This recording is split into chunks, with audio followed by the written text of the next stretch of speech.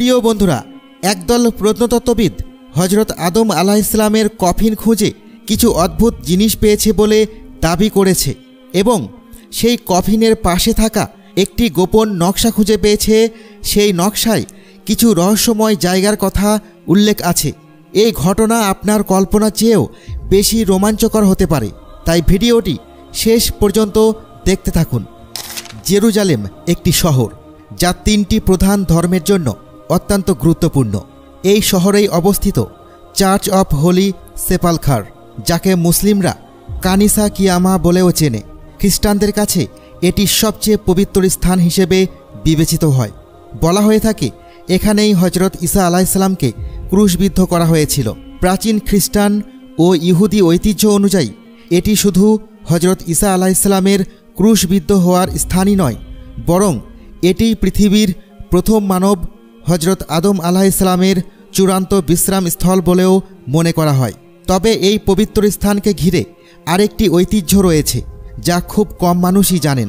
প্রাচীন ইহুদি বর্ণনা অনুযায়ী বিশ্বাস করা হয় যে স্থানে হজরত ঈসা আলাইহিসসালামকে ক্রুশবিদ্ধ করা হয়েছিল সেই একই জায়গায় হজরত আদম আলাইহিসসালামের দাফনও সম্পন্ন হয়েছিল।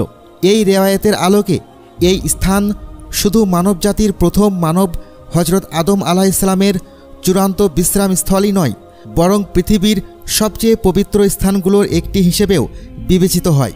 ইসলামে হজরত আদম আলাইহিসসালাম ও বিবি হাওয়া আলাইহিসসালামের কবর সম্পর্কে কুরআন বা সহিহ হাদিসে কোনো নির্দিষ্ট তথ্য পাওয়া যায় না। তবে কিছু অপ্রমাণিত ইসলামী রেওয়ায়েতের মতে তাদের কবর সৌদি আরবের জেদ্দা শহরের আশেপাশে অবস্থিত। অন্য কিছু বর্ণনায় বলা হয় হজরত আদম আলাইহিসসালামকে শ্রীলঙ্কার আদমস পিক নামক পাহাড়ে অবতরণ করা হয়েছিল এবং সেখানেই তার কিছু নিদর্শন থাকতে পারে। কিছু ইসরায়েলি রেওয়ায়েতের মতে তাকে বাইতুল মুকাদ্দাসের কাছাকাছি এলাকায় দাফন করা হয়েছিল। নতুন প্রত্নতাত্ত্বিক তথ্য ও বৈজ্ঞানিক গবেষণায় হজরত আদম আলাইহিসসালাম ও বিবি হাওয়া আলাইহিসসালামের কবর সম্পর্কে এখনও পর্যন্ত কোনো বস্তুগত প্রমাণ পাওয়া যায়নি। কিন্তু 2024 সালের ডিসেম্বর মাসে জেরুজালেম সফরে আসা এক পর্যটক চার্চ অব দ্য হোলি সেপালখারের নিচে একটি প্রাচীন সুড়ঙ্গ আবিষ্কার করেন, যা পুরো বিষয়টিকে নতুন মাত্রায় নিয়ে যায়। গবেষকদের দাবি ছিল এটি কোনো সাধারণ সুড়ঙ্গ নয়, বরং এর ভেতর এমন কিছু লুকানো রয়েছে যা মানবজাতির সব বিশ্বাসকে নাড়িয়ে দিতে পারে। এই সুড়ঙ্গটি গির্জার নিচে থাকা একটি রহস্যময় কক্ষে গিয়েছিল। প্রত্নতত্ত্ববিদরা যখন সেই কক্ষটি খুলে দেখেন সেখানে একটি প্রাচীন সমাধি পাওয়া যায়। সেই সমাধিতে এমন একটি দেহ ছিল যা সময়ের প্রভাবে নষ্ট হয়নি। সেটি হাড়ে পরিণত হয়নি, মাটিতেও গলে যায়নি, বরং দেখে মনে হচ্ছিল এটি যেন কোনো বিশেষ শক্তির মাধ্যমে সংরক্ষিত ছিল। কিন্তু সবচেয়ে বড় চমক দেখা যায় তখন যখন গবেষকরা সমাধির পাশে আরেকটি কফিন দেখতে পায়, যার উপরে লেখা ছিল আদম, প্রথম মানুষ। এখানেই প্রশ্ন ওঠে, তাহলে কি সত্যিই হজরত আদম আলাইহিসসালামের কবর জেরুজালেমেই অবস্থিত? আর যদি তাই হয় তবে এর পেছনের লুকানো সত্য কি? প্রত্নতত্ত্ববিদেরা সমাধির পাশে একটি প্রাচীন মানচিত্র খুঁজে পান, যেখানে এমন এক জায়গার উল্লেখ ছিল যা আজ পর্যন্ত কেউ দেখেনি। কিছু গবেষকের মতে এটি এমন এক স্থান হতে পারে যেটিকে জান্নাতের দরজা হিসেবে বিবেচনা করা যায়। মানচিত্রটি একটি নির্দিষ্ট দিকে ইঙ্গিত দিচ্ছিল, কিন্তু সেটা জেরুজালেমের নয়, বরং আফ্রিকার একটি বিশেষ অঞ্চলের দিকে। তাহলে কি সেটিই সেই স্থান যেখানে হজরত আদম আলাইহিসসালাম প্রথম অবস্থান করেছিলেন? অনেক প্রাচীন ধর্মীয় রেওয়ায়েত ও ঐতিহাসিক সূত্রে এমন ইঙ্গিত পাওয়া যায় যে হজরত আদম আলাইহিসসালামের সাথে সম্পর্কিত যে জান্নাতের কথা বলা হয় তা আসমানি কোনো অদৃশ্য জগৎ নয়, বরং পৃথিবীরই কোনো গোপন রহস্যময় স্থান ছিল, যেটিকে মানুষের দৃষ্টির বাইরে রাখা হয়েছিল। বিশ্বাস করা হয় এই জান্নাতই সেই স্থান যেখানে হজরত আদম আলাইহিসসালাম নির্দিষ্ট বৃক্ষের ফল গ্রহণ করেছিলেন, আর এরপরই তাকে পৃথিবীতে পাঠিয়ে দেওয়া হয়। প্রাচীন ইসলামী ও খ্রিস্টীয় ব্যাখ্যায় এমনটাও বলা হয়েছে যে জান্নাতের ওই অংশটি হয়তো পৃথিবীর ভেতরেই কোথাও ছিল, কিন্তু এমনভাবে গোপন করা হয়েছিল যেন সাধারণ মানুষ কখনো তা খুঁজে না পায়। আধুনিক গবেষণা মনে করেন এটি হয়তো কোনো ওয়ার্মহোল বা অন্য মাত্রায় প্রবেশের পথ হতে পারে, যার অস্তিত্ব বিজ্ঞান এখনও পুরোপুরি ব্যাখ্যা করতে পারেনি।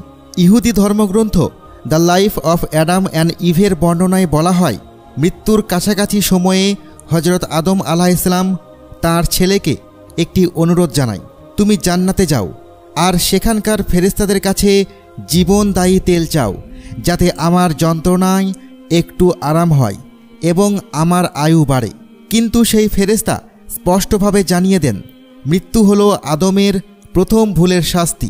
কিয়ামতের আগে না আদম না তার কোনো সন্তান জান্নাতে প্রবেশ করতে পারবে, কিংবা সেখান থেকে কিছু গ্রহণ করার অধিকারও তাদের নেই। আমরা অনেকেই জানি, যখন হজরত আদম আলাইহিসসালামের ইন্তেকাল হয় তখন তার বিবি হাওয়া আলাইহিসসালাম আল্লাহর দরবারে আর্জ করেছিলেন যেন তাকেও আদম আলাইহিসসালামের পাশেই দাফন করা হয়। তখন হজরত মিকাইল আলাইহিসসালামকে এবং অন্যান্য ফেরেশতাদের আদেশ দেওয়া হয় যেন হজরত আদম আলাইহিসসালামের পবিত্র দেহকে আসমানি পানি দিয়ে গোসল করিয়ে তা পবিত্র সুগন্ধি তেলে মোড়ানো হয়। এরপর তাকে এমন এক জায়গায় দাফন করা হয় যা ভবিষ্যতে আরেকটি অলৌকিক ঘটনার কেন্দ্রবিন্দুতে পরিণত হয়। সেই গোপন সুড়ঙ্গ আবিষ্কারকারী ব্যক্তির বর্ণনায় উঠে আসে, সে যখন প্রাচীন সেই কবরের কাছে পৌঁছায় তখন দেখে সেখানে একটি অদ্ভুত রকমের সংরক্ষিত দেহ রাখা আছে। সেটা কোনো সাধারণ মমি বা হাড়ের কাঠামো ছিল না, বরং সেই দেহের মুখমণ্ডল ছিল অত্যন্ত জীবন্ত ও সতেজ, যেন সময় তার উপর কোনো ছাপ ফেলতে পারেনি। চোখ দুটি বন্ধ ছিল, কিন্তু গভীরতা ও রহস্যে ভরা, এবং তার চেহারায় এক অভাবনীয় শান্তি ও মহিমা বিদ্যমান ছিল। বর্ণনাকারীর দাবি, সে আরও দেখেছে সেই স্থানে এমন অদ্ভুত পোশাক পরা মানুষ প্রবেশ করে। তাদের একজন ছিলেন এক যাজকের মতো। সেই যাজক একটি তাঁবুতের ভেতরে হাত বাড়িয়ে একটি নারীর সাদা কোমল হাত বের করেন এবং তা গভীর শ্রদ্ধার সাথে চুম্বন করে বলেন, সাব্বাত, আমাদের মা। ইহুদি ভাষায় সাব্বাত শব্দটি বিবি হাওয়া আলাইহিসসালামকে বোঝাতে ব্যবহৃত হয়। তাহলে কি সত্যি এটি হজরত আদম আলাইহিসসালাম ও বিবি হাওয়া আলাইহিসসালামের সমাধিস্থল ছিল? আর যদি তাই হয় তাহলে সেই স্থানটি কি সেই জায়গা যেখান থেকে তাদের জান্নাত থেকে পৃথিবীতে নামানো হয়েছিল? যদি সত্যিই এমন কোনো স্থান থাকে তবে আজ পর্যন্ত কেন তা গোপন রয়ে গেছে? তবে আমার ব্যক্তিগত দিক দিয়ে মনে হচ্ছে এই প্রত্নতত্ত্ববিদ এবং ইহুদিরা মিলে এমন কাল্পনিক গল্প নিজেরাই লিখে প্রচার করছে। আপনাদের মতো কি বলে তা অবশ্যই আমাদের কমেন্ট করতে ভুলবেন না।